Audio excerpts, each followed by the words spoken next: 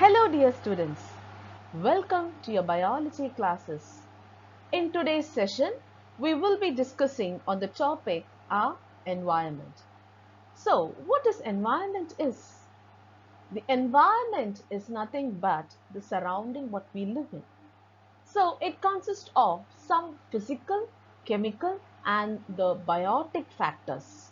So, what is physical, chemical and biotic factors? It is nothing but the temperature, the climate, the soil type and of course all the living organism. Of course, all these factors, what happens? They act upon the organisms, any organisms or the ecological community. What do you mean by ecological community? It is nothing but the diversified species of organisms living together in one community, and that is called as the ecological community. So in this chapter we will be discussing about what is natural resources and how it is defined as and all the other aspects of our environment. So can we get into the topic, children? Okay, so as you see, the next part is that the waste. Okay, so when you talk about the waste, it can be divided into the biodegradable and the non-biodegradable waste. So as you all know, human produces lot of waste materials, right? Every human, right? Even if he is educated or if he is not educated, he makes the community a waste part. So here many waste materials are what happens here. It has been thrown or it is ingested into it is sent out through the environment. And as a result, what happens to our environment? Of course, our environment is completely polluted, right? It is completely polluted. Now, these waste causes different factors or different destruction to the atmosphere.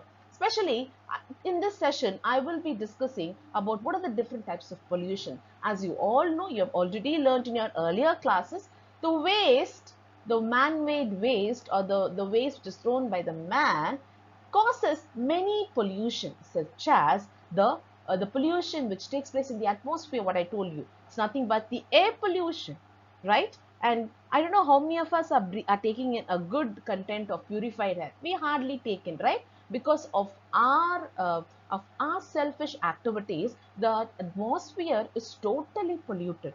It is totally polluted. As a result, even the air, the purity of the air is also contaminated as a result. So the pollution of air, water, the next aspect of our life is water, because water is claimed to be an universal solvent. Without water, not even a single human being or not even a single living form can survive on earth. Even the water is polluted, and of course the soil. So the waste materials which are produced by the man, it can be categorized under two heads. Of course, they are biodegradable and the non-biodegradable. Now let's quickly get into what is this biodegradable waste is. So these wastes are nothing but the wastes which are decomposed. Okay, it is decomposed in a good patterns, or I can say into a harmless substance.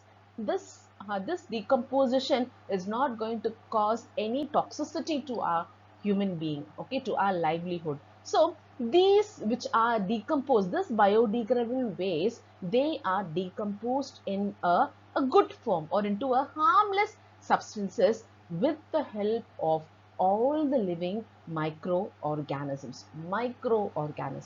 Okay, so what is this examples of these biodegradable waste? Of course, the vegetable waste, right? The vegetable waste, and of course the fruits, the rotten fruits, what you are throwing it out. When the fruit is rotten, we don't eat, right? What do? We throw it in the bin. So that through that you can use as a biodegradable using the microorganisms which is decomposed in the part of the vegetable waste or in the part of the fruit. And of course the cereals, the cotton, the jute, etc. All these, of course, the next part will be the manure, the animal dung, that is also used. The next part will be the non-biodegradable waste, and these waste are nothing but which are not decomposed. They are not at all decomposed by the or microorganism, because it is made of the, I'll tell you some of the examples of the non-biodegradable waste are. They are nothing but the plastics.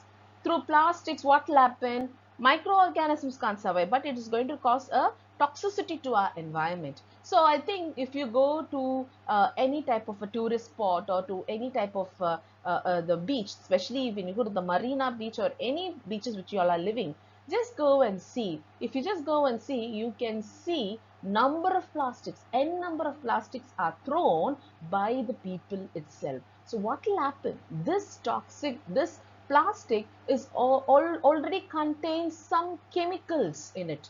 It is prepared using the chemicals. So as the years go, it passes by, what happens? It will emit certain poison or certain toxic which is not user friendly, it's not ecologically friendly to our environment. So that is the reason they adopted the non-biodegradable. Using this waste, what can this waste be used? Of course, it can be decomposed. It can be decomposed without the use of, these wastes are not decomposed with a by any type of a organism, especially by any type of a microorganisms, like the glass fiber, the glass, the plastics, what I told you, the synthetic rubbers, the pesticides, all these comes under the category of non-biodegradable waste. That is why the government has also made a measure. I think everybody of you all know, right? When you're throwing your waste in the bin, make sure you separate it. You separate. You keep two covers, right? A disposable covers. One it is for the decomposition part, and the other one is the non-biodegradable waste, which cannot be decomposed by any type of organism. So this is how you can add up a advantage, or you can let an advantage to our environment. Okay. So the next one, what is this ecosystem? The ecosystem is nothing but it consists of all the living forms. Okay, it consists of all the living organisms that which lives with the interaction. They have the interaction to a particular place where they live in, or to the particular environment. It can be the ecosystem, it can be a huge part, or it can even be a small. So there are different types of the ecosystem. I'll just quote out one by one. The first one will be the natural ecosystem. So when you talk about the natural ecosystem, it is not man-made, it is naturally made. Okay, so some of the ecosystem I can tell you that will be the deserts. Okay, you have seen beautiful deserts, the wonderful deserts of India and many parts of our country, and also the grasslands. You have the many type of grasslands, the tropical grasslands, the temperate grasslands, and so on. And also the mountains, many beautiful mountains. Of course, the Eastern Ghats and the Western Ghats, which has beautiful mountain ranges, and all it had favors will be the Himalayan mountain ranges, the beautiful. All these constitute what? The natural ecosystem. Of course, the fresh waters like the pond, the lakes, the rivers, the oceans. So the next ecosystem will be the artificial ecosystem. When you talk about the artificial ecosystem, it is a setup made by a man. Okay. For example, the gardens, the beautiful gardens, it did not rose just like that. But we designed it, we planted, and we formulated in such a way that it added a beauty to the ecosystem. So that comes under the category of the artificial ecosystem. So I can tell you the gardens, the field crops, of course, the aquarium, right? It's one of the best example. The aquarium and the zoo all comes under the category of this artificial ecosystem.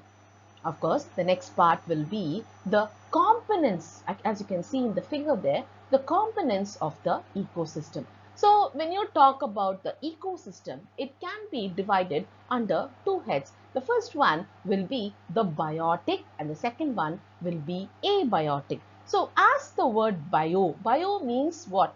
Bio means life. So biology, I can tell you this simple example. By what do you mean by biology? Studying about the living forms of animals, plants, and also humans.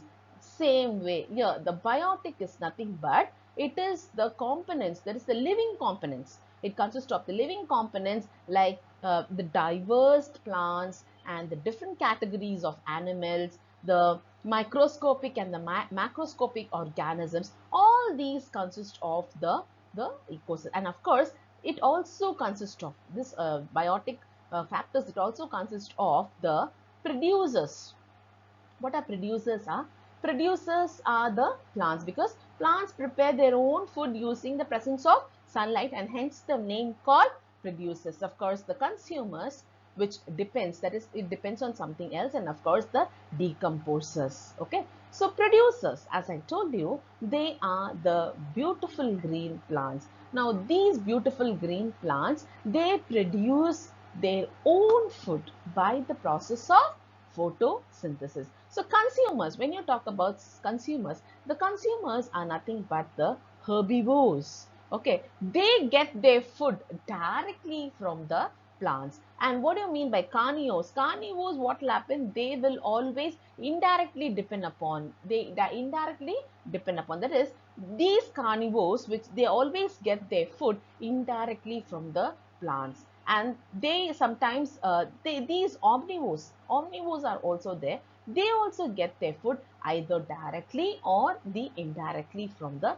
plants. And the next category will be the decomposers. When you talk about the decomposers, it is understood it is only the microorganisms. These microorganisms, what do they happen? What happens here? They decompose, or they live, or they feed. I can tell you like that also. They live a life depending on the decomposed part, especially the dead and the decayed part of the plants and animals. So as they decompose the complex substances. What substance? The organic substance. They decompose the organic substances into the simpler forms, of the inorganic substances, especially in the soil.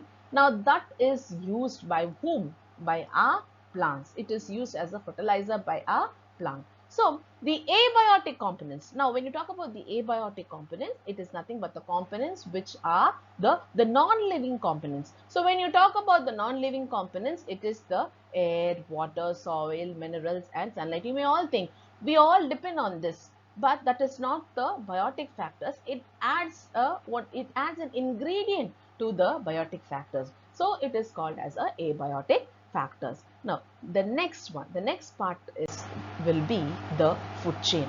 As you can see, one depends on the other. So what is a food chain is? Food chain is nothing but it is a unit, or it's a network of, or it's a flow of the food energy from one organism to the another organisms, and so on. Usually, as you can see in the picture here, this food chain will start with the plants, especially with the producers. Okay, and they finally end with the carnivore. So in a food chain, usually an organisms get food from one group of organisms, and what happens, and they are eaten by the rest. Okay, so here I can tell you, you can see there the producers. Now this plant using the sunlight. Okay, this plant is produced, and of course this is depend on the grasshopper and the frog. Of course the grasshopper is eaten by the frog. The frog is eaten by the next part, the consumer. It is also one of the consumers. It's called as a tertiary consumer, that is the snake. And finally the snake is eaten by the hawks or the eagles. And finally, after this eagle, after the death, it is taken and eaten by the microorganisms, and that forms as a decomposer. So this is the entire unit of what is the food chain is all about. Next part will be the trophic levels. So here when you talk about the trophic levels, now here the food chain, each step in a food chain, here the food is transferred. The transfer of food takes place. The transfer of the food energy which takes place in each level is called as the trophic level. Of course, the first trophic level, it consists of what? Consists of the plants. The plants are nothing but the producers. And of course, the second trophic level will be the primary consumers. The third level, as you can see, will be the secondary consumers, and of course the fourth trophic level will be the tertiary consumers. So since the transfer of the food, here you can see the transfer of the food energy decreases. It just gradually decreases. As it decreases at every trophic level, even the number of the trophic levels are limited and they do not exceed more than 4 or more than 5. It just stops there and it do not exist more than 4 or 5. Of course, the next part will be the green plants. When you take here, the green plants, what do they observe? They observe only about 1%. The green plants, they observe only 1% of the solar energy. Especially from where do they get, which depends on from the falling of the leaves, and it is stored as a food material. It is stored as the food material during the process of photosynthesis. It's stored as a food material during the process of photosynthesis. And of course, during the transfer of food, when you talk about during the transfer of food, especially from one trophic level to the next level, about it is said that 90%, it is said that 90% of the energy is lost where? To the environment, and only 10%, that is only the 10% is used, it is used in the transformation, or it is used is transferred to the next trophic level. So here you can see there is a decrease in the amount of food which is transferred at every trophic level, but by how many percent? By 10%. So this law is called as a 10% law. Okay. Now here comes the two categories. The first one will be the biomagnification, and what is this biomagnification is? Here, harmful, you know that there are many harmful chemicals which is present in our environment, right? So some of the harmful chemicals will include the insecticides, especially to kill the insects, right? And that insecticides and pesticides are normally used to protect whom? To protect the plants, especially the crops, the plant crops. What are the plant crops? The paddy crops, the maize, then you have the jute, the millets, all these. Okay, to protect all these crops, then this insecticides and pesticides are used to protect the crops, especially from the insects, from any type of an insects, and through by any type of a pest. And these insecticides and pesticides, they are absorbed or taken by the plants, and what do? They enter the food chain. So as a result, these chemicals are nothing but the non-bio. We already learned these are all these pesticides, insecticides, then the synthetic rubbers, all these are the non-biodegradable. Now what do they do? They get accumulated, or they get grouped up at one trophic level, and as a result the concentration also increases. Here, the human beings, what do? They occupy the toppest part, or the highest level of the trophic level. And here, the concentration of these harmful chemicals is maximum. Where it is seen? It is seen in the body of the human beings. So here, as a result, the increase in the concentration of all these, that is the non-biodegradable factors like the harmful chemicals in the body of the organism, it reaches at the highest trophic level, and hence it got the term biological, or it is a biomagnification. Okay, the concentration of the pesticides are seen to be increased. Okay, once it is increased, it's taken by the organism, especially by the humans. And of course, and this is called as the biomagnification. The next one will be the impacts. What are the impacts which is caused by the human activities? So as you can see in the figure, there are number of facts, or there are number of impacts. That is, we ourselves are responsible. We ourselves are responsible to contaminate a beautiful environment. And today, If I wanted to tell you, I can just tell you this. Today, the world is facing n number of disasters. We don't know at what time anything can happen, right? The earthquake comes in no time and it takes the people just like that in thousands. And do you know the reason for that? The reason behind is it is only we the people are responsible, and we are not to blame the calamity, or we are not to blame the nature. So let's quickly get into this topic. What does this topic explains all about? Okay, the human activity is nothing but the impacts which causes the great disaster to the environment. So some of the factors will be the global warming. Of course, every one of us are aware of this. Pretty sure we are aware of this global warming. What do you mean by this global warming? The earth is intensely heated up. Do you know why it is heated up? So because of the modern technology and the modern machineries which made the earth to go under this disaster. And of course, it is said, or it is already predicted by NASA, that the earth, I don't know how many more days we are going to live in.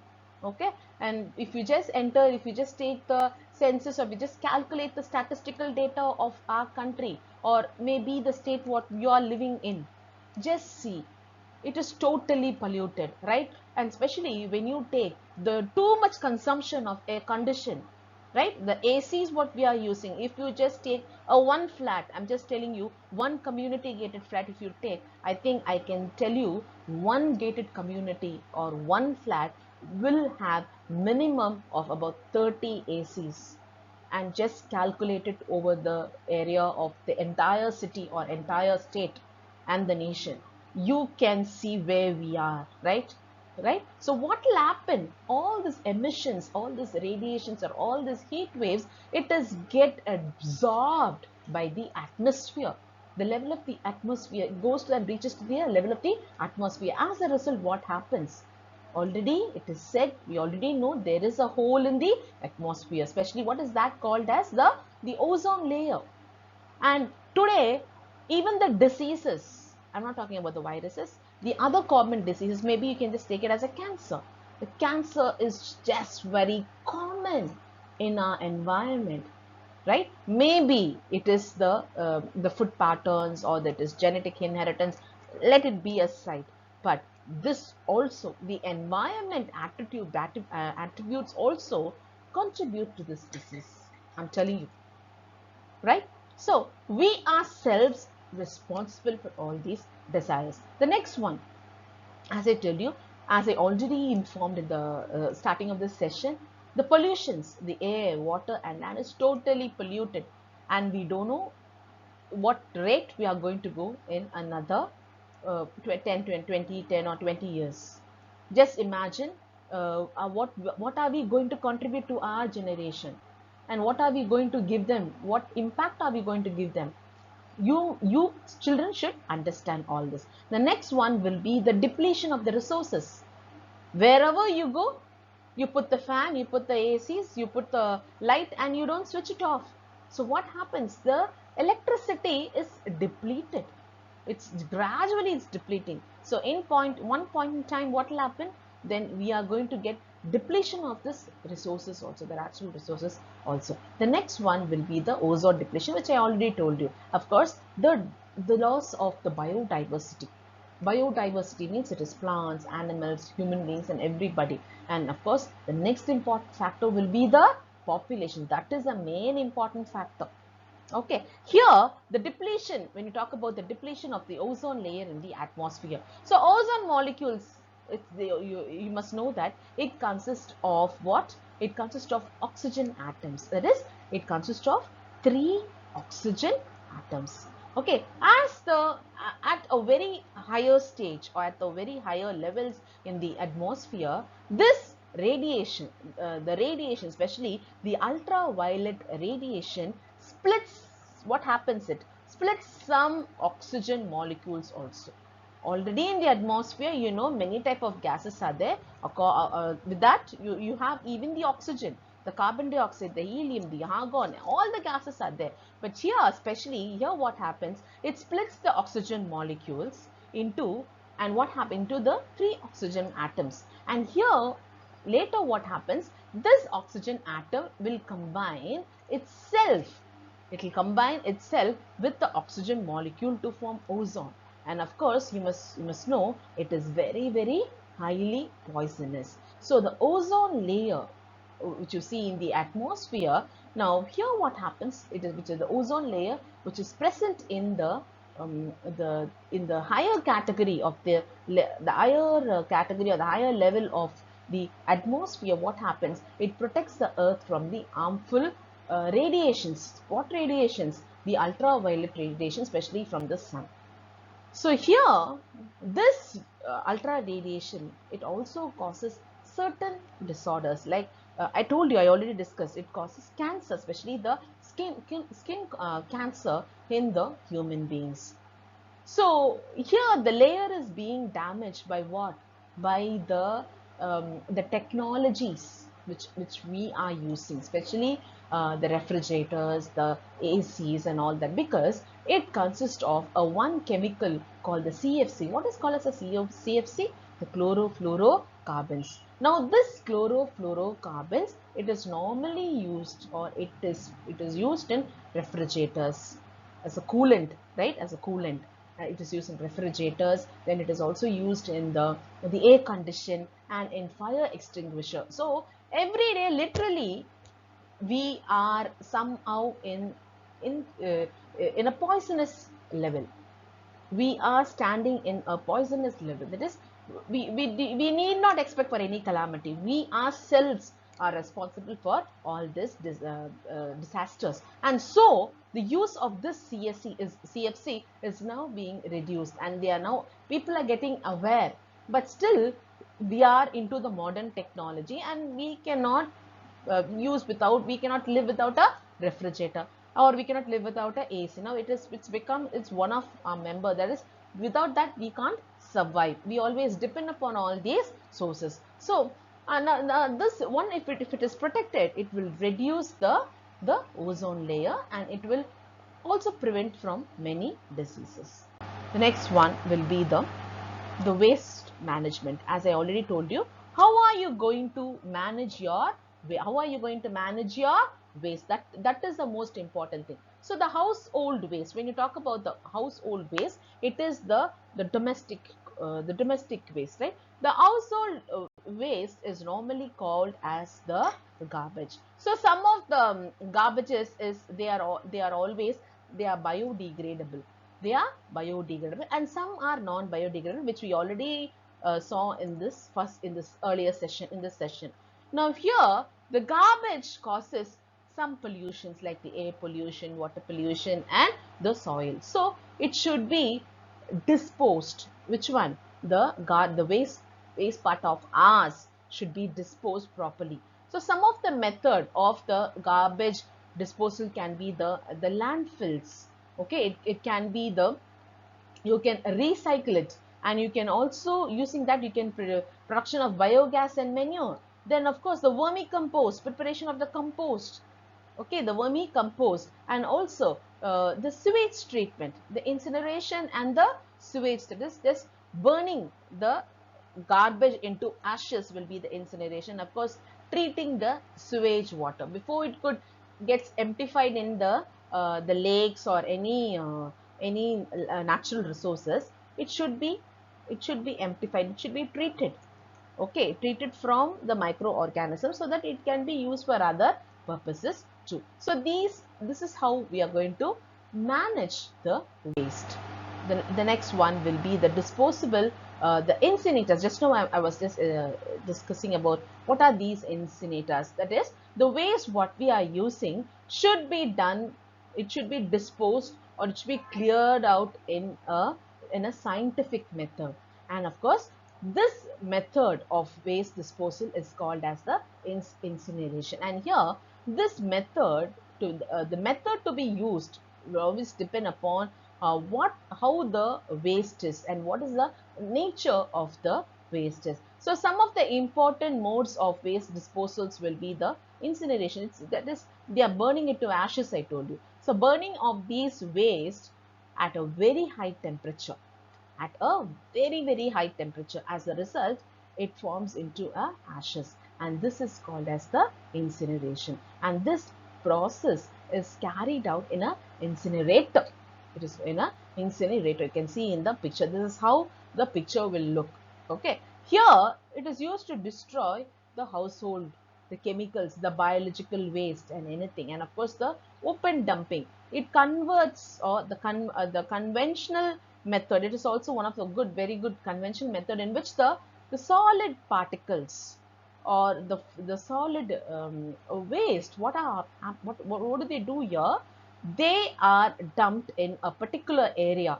Especially it can be in a town, or it can be in a mofussil, or it can be in any part of a rural area. That is, they select the area and they dump all the waste, and it actually causes pollution. It actually causes the pollution, landfill pollution here. And here the landfilling, when you talk about the landfilling, the waste here it is dumped or emptified in a low living area, and they are done by big machines. It is done by a big machine, especially by the, what do you say, it is done by a bulldozer or something like that. Okay. And composting is the organic waste are filled into a compost, into a bin, and it is then covered with a thin layer of soil. So after maybe 4 months, or maybe after 3, 4 or 5 months, the same garbage is filled inside the pit. Of course it will decompose, and through that what will happen inside the pit changes into the it is changed as a organic manure. Through the decomposition it is changed as a organic manure. And when you talk about the recycling, what happens here? The solid waste is broken down into a simpler particles, and then they are used to make any type of a new product or any type of a new item. And even in non-biodegradable waste, like the plastics, metals, synthetic fibers, everything, again they are recycled and new products are got through that. That is also one of the best method. And the next one will be the reuse. And what do we happen? Using the modern technology and technique, we are using the item again and again, after which, and it is again recycled. The best example I can tell you will be the papers. The papers can be reused for making what? For the covers, for the envelope covers, and for any type of the notebooks, books, etc. And the next part, I'm moving into the next part of our session.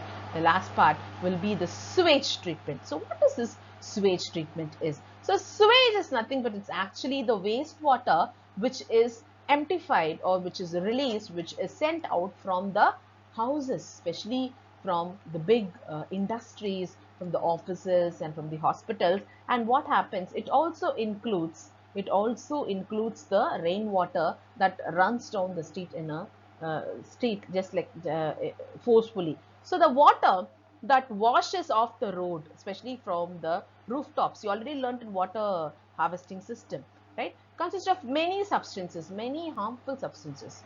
So when you talk about this sewage, of course, it is a liquid waste, right? You can't even go near that, right? It consists of a liquid waste, and here the wastewater, what happens? They are made to dissolve, and and the suspended impurities in it. That is, the water waste has dissolved, and the impurities which is present in it. And these impurities are known as the contaminations or the contaminants, because it consists of lot of microorganisms, all the unwanted parts. So hence the water is also a contaminants. Here the process of removing the pollutants from the water, okay, from the sewage water, before it could be entered, or before it can be, it reaches the water bodies, the natural water bodies. The natural water bodies means the rivers, the lakes, okay, the ponds, everything, okay. And here, or it is reused in terms of the cleaning water. So this process of the wastewater treatment, okay, it is commonly called as the sewage treatment. And there are many management methods wherein each treatment methods of this particular sewage takes place in several steps, or in several forms. So in domestic cases, that is in the domestic cases, that is one set of pipe. Usually what happens, it carries the clear water, whereas the other set carries and the other set carries the used waters. So the pipes also, if you can see the pipelines, that there are networks of pipelines which is used for the sewage treatment, and this is known as the sewers. It is basically nothing but it transports the system that carries the sewage from one point and it is produced to the disposable or treating it through the drainage system. So I think children, hope this session was very informative and useful for you. So you all learnt about, in today's session you learnt about the importance and the impacts of our environment, and it is your duty also to save our environment. Okay, so in this session we covered about what is environment and how the what is an ecosystem and how ecosystem is divided into how the waste management is done, how water can be treated as well. So hope this session was interesting and informative. So please tune into our channel 2x Scion if you want for more updates and more lectures. If you like this video, please share the video, subscribe to our channel 2x Ion, and don't forget to hit the thumbs up button right there. And also, I have pinned a form in the description link there. Kindly fill it up if you and if you find this session is interesting, and if you want for more lectures, do pin the form and you submit it for so that we will be able to contact you personally. Okay, so meet you all in the next video, the last session, maybe in the next final part of our environment. Until then, it's me signing off. Take care, children.